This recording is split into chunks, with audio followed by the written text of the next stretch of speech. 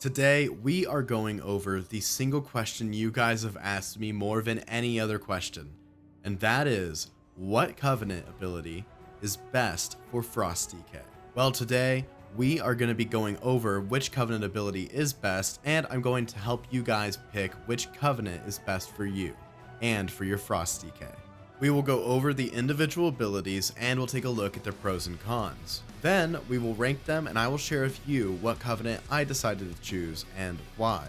I still don't have the Shadowlands beta yet, but I wanted to go ahead and take an early look at the Covenant abilities, just looking at the tooltips and using all the information that has been put out on the internet by people who are in the beta to kind of discuss and break down these abilities for you guys. So let's go ahead and get into it.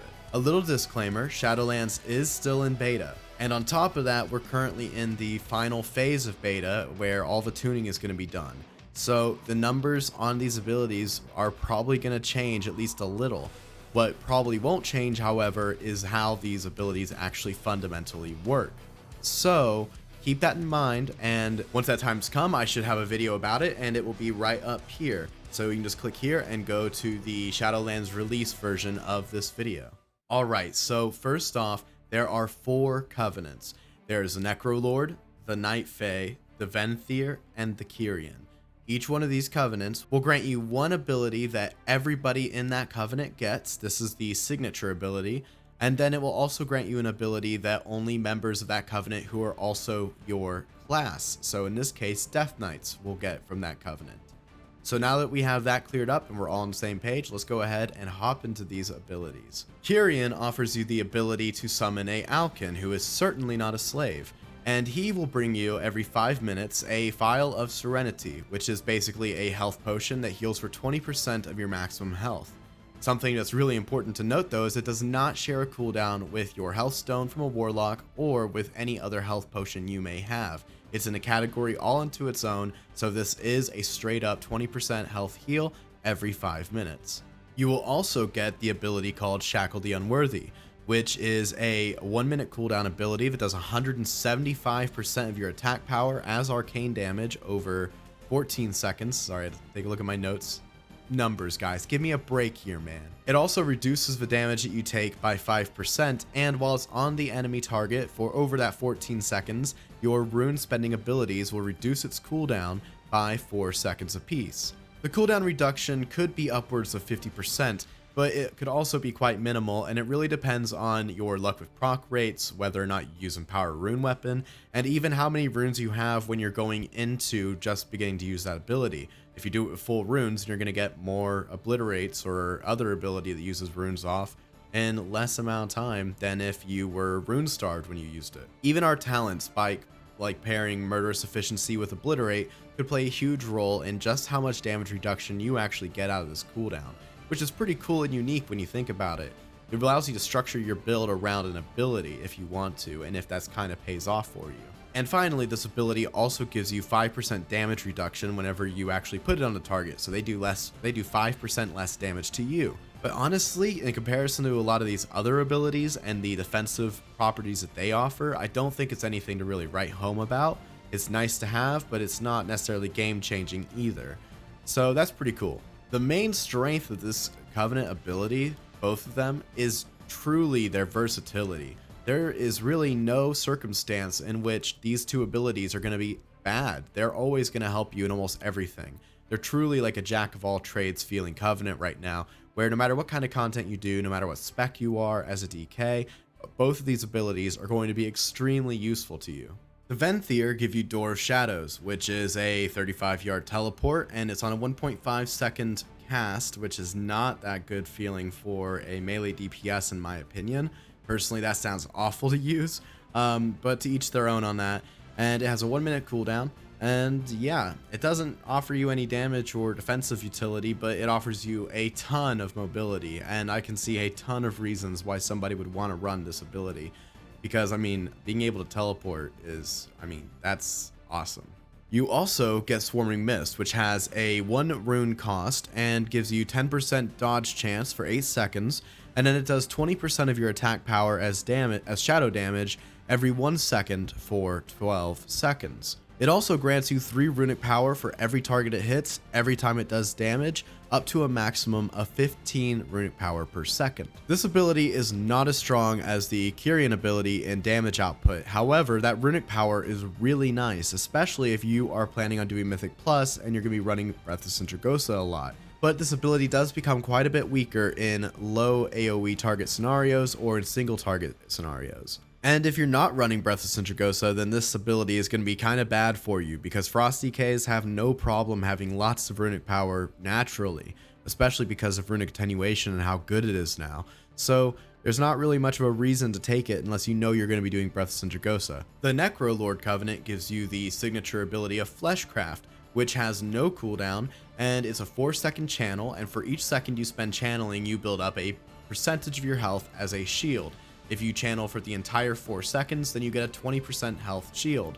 If you channel next to a corpse, then you'll get an extra 50% on top of that 20%, so that means that overall a 70% shield.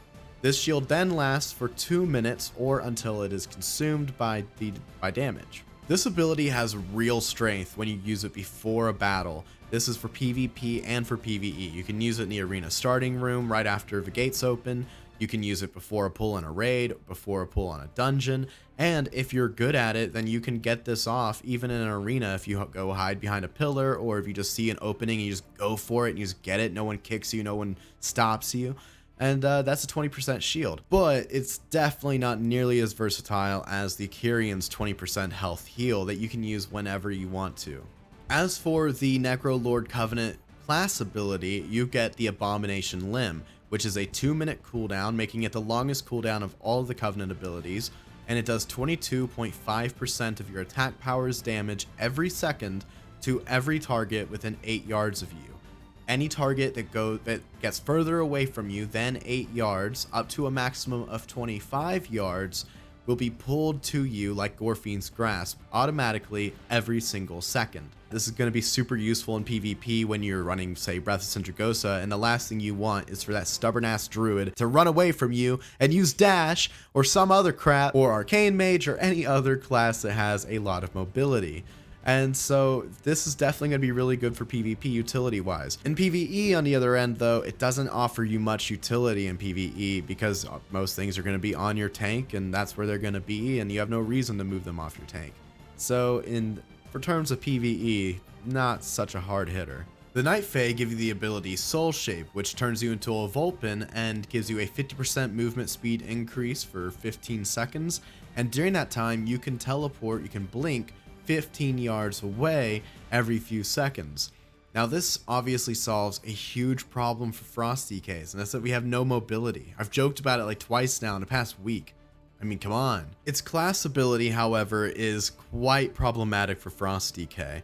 The ability is akin to Death and Decay, which immediately makes it bad for PvP because no one's going to stand in it. And so that means the only worth it has in PvP is breaking rogues out of stealth. Now, if you do place it, and let's say you're in PvE and you got people standing in it, what it does is it does 3% of your total attack power every second over 15 seconds. And then also for every enemy that is standing in it, you get 1% damage reduction up to 15%. And you get a buff that stacks the same way, that for every enemy standing in it that's getting that damage reduction, you get 1% of strength increase up to 15%. So I think this ability would be really good for Unholy and maybe even Blood DKs, but for Frost DK and especially for PvP Frost DK, no good. Absolute hot garbage, my friends. So if we were to rank all these abilities by damage output, it would go number 1, Kyrian, number 2, Venthyr, just because they have higher uptime than Necrolord, number 3, Necrolord, and number 4, Night Fae. If we were to rank these covenants based on their utility, though, then what we would see is number 1, Necrolord, number 2, Venthyr, number 3, Kyrian, and number 4, Night Fae. So now, before I tell you which covenant I decided to pick, I'm going to share with you how I came to my decision. First off, I fell in love instantly with one specific covenant, the very same instant that it was announced. And that absolutely did play a role in how I picked my covenant. The second thing I considered was my own playstyle and my preferred content type. So for me, I primarily play Frost DK. I primarily PvP, however I am interested in doing some raiding this time around. But next, I have to think about my playstyle. My playstyle is very aggressive, very meathead, very kamikaze, live lord. I want to do as much death and destruction as I possibly can in as short amount of time as possible. And with the goal of hopefully like destroying the enemy team. And if that means them taking me out when I do it, then that's kind of how it rolls. And to that point, it's really important that I have good survivability. And that I have survivability that's there when I need it, because I'm inevitably eventually going to get myself into a situation that I can't get myself out of. This left two obvious choices for me. The first one being Kyrian with their awesome 20% health heal, and for their ability, which is the most versatile. It works in the most amount of types of content, and it does the single highest damage of all the Covenant abilities right now with current tuning. And option number two is Necrolord with their Fleshcraft ability, which isn't on demand, but it is there when I need it, and it is there for at least the very beginning of battles, which is pretty cool. And then the Abomination Limb, which will allow me to, you know, be a god in PvP and do what I kind of find the most fun, and that is, you know, wreaking the most havoc and destruction on an enemy team. The Kyrian are the obvious winners of this matchup.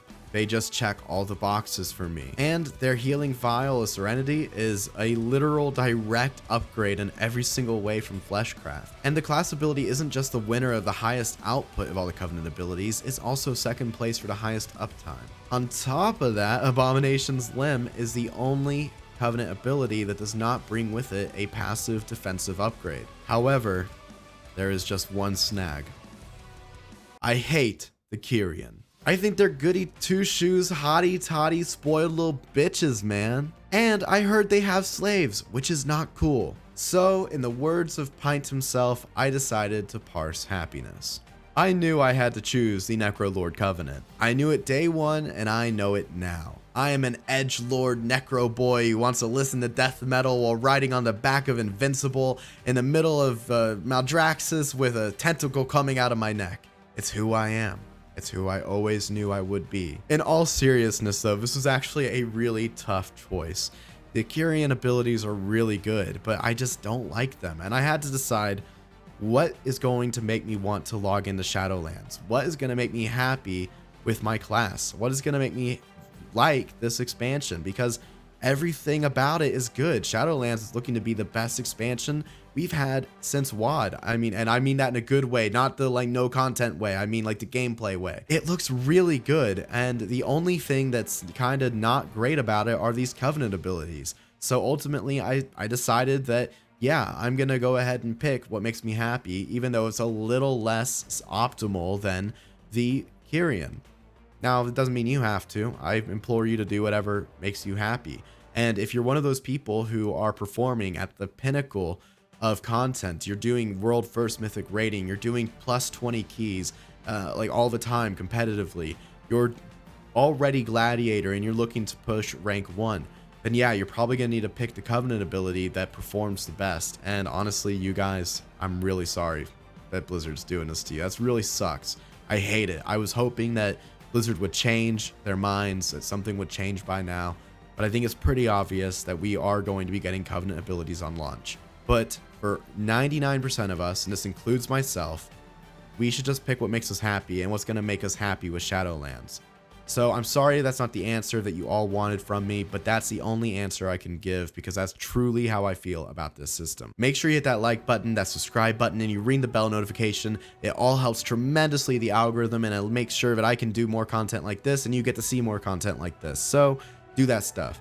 And also, I just wanted to say that we recently hit 1,000 subscribers for the second time on my channel because I took that break, but I just wanted to say I really appreciate it, guys. The amount of love and support I've gotten since I've come back has just blown me away. I never expected my first videos to do so well, and I really appreciate it. You guys are awesome. I have tremendous plans for the future, and I'm really excited to kind of take this journey with you guys. And yeah, thank you so much for watching. Hope you enjoyed. Have a great day.